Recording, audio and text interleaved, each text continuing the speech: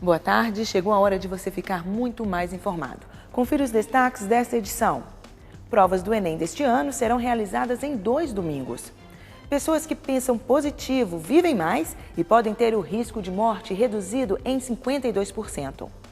Mais de 4.000 pessoas morrem de câncer de boca no Brasil. Em apenas 3 meses, golpe pelo WhatsApp desvia mais de 3 milhões de reais. E veja também. Com que idade você acha que vai chegar à terceira idade ou terceira juventude? Hoje esse é o nosso tema. E como fazer para preservar o seu corpo, preservar o seu bem-estar?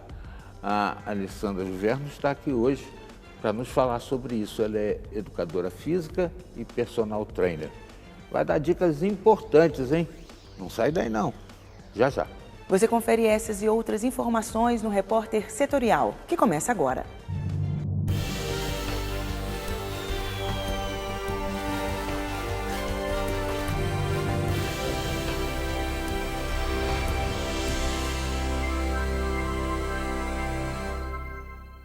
Seja bem-vindo, este é o seu Repórter Setorial na TV e na web.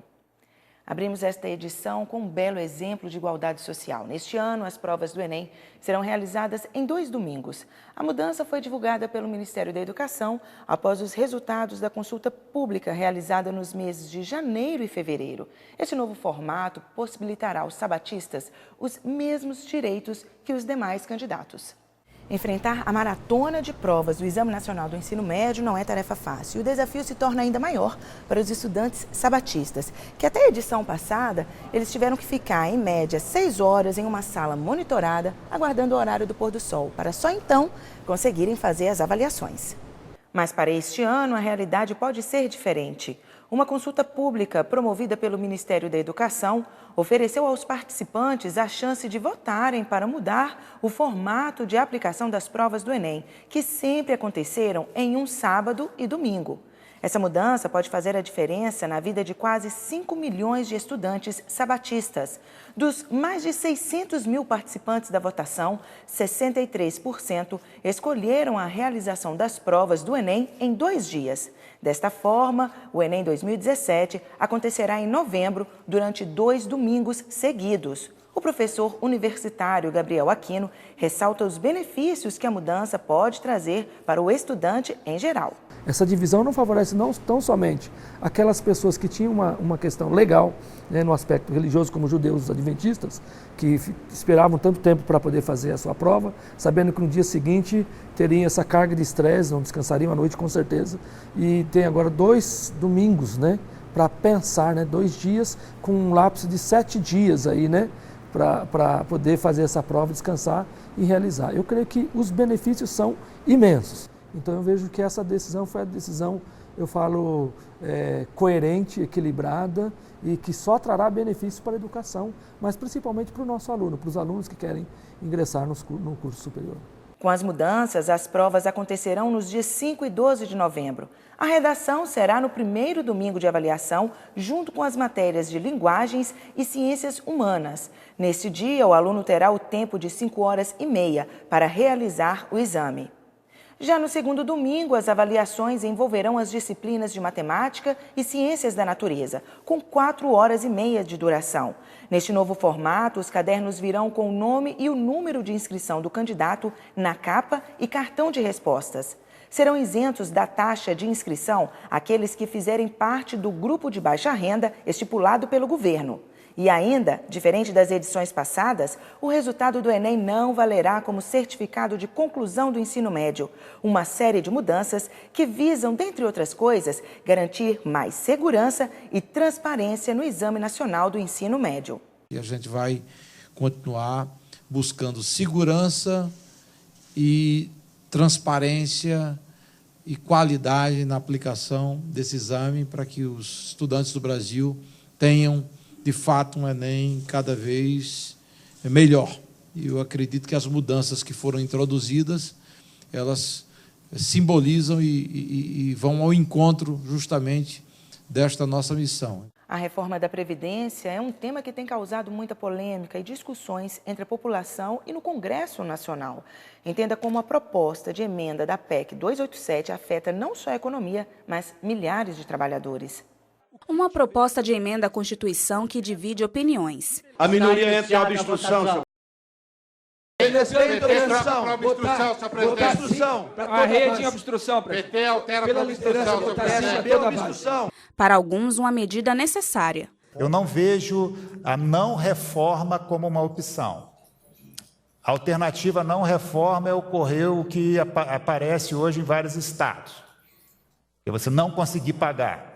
E para outros, uma proposta que destrói os direitos do trabalhador. Essa proposta é uma maldade pura. Onde já foi feito, 80% dos beneficiários perdem o seu benefício.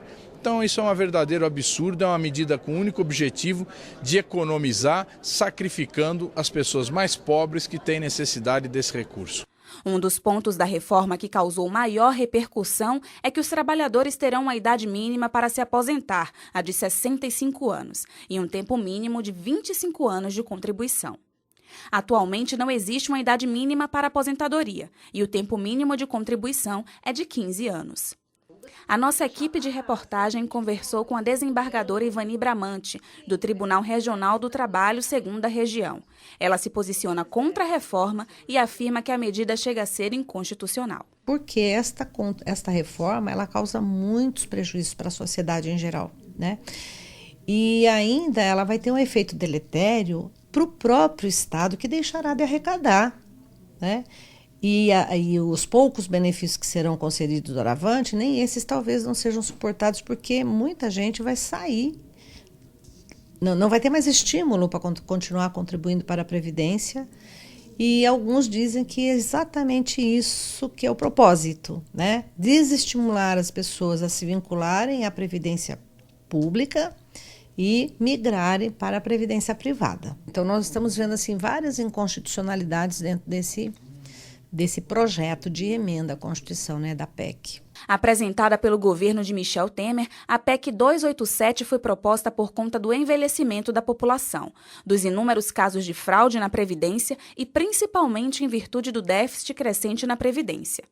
Sabe aquela velha frase, pensar positivo faz bem? Uma pesquisa mostrou que pessoas otimistas têm 50% menos chances de terem problemas do coração, pressão arterial e colesterol alto, além de diminuírem alguns casos de morte em até 52%.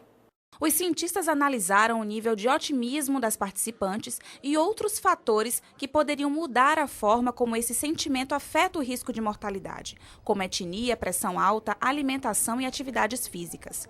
O resultado foi que as mulheres otimistas apresentavam 16% menos riscos de morrer de câncer, 38% menos chances de morrer em decorrência de doenças cardíacas e mostraram ter 39% menos probabilidade de morrer por acidente vascular cerebral.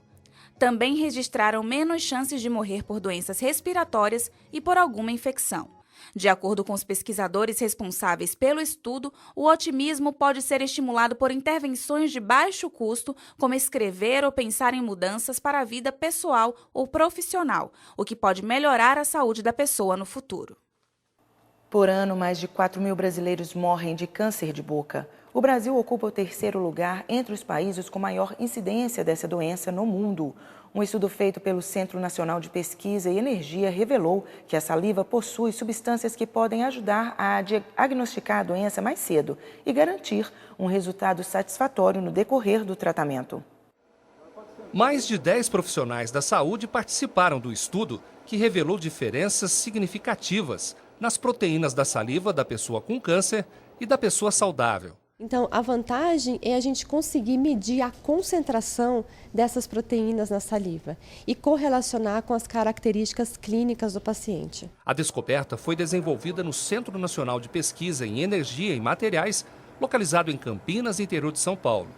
Uma equipe de profissionais da saúde, formada por biólogos, farmacêuticos e dentistas, estudou durante 4 anos a saliva de 30 pacientes voluntários. A gente espera que a saliva possa ser no futuro uma fonte de diagnóstico e prognóstico rápido e complementar aos métodos que têm sido usados atualmente. O novo método vai permitir diagnosticar mais cedo a doença, que começa com feridas na boca que não cicatrizam.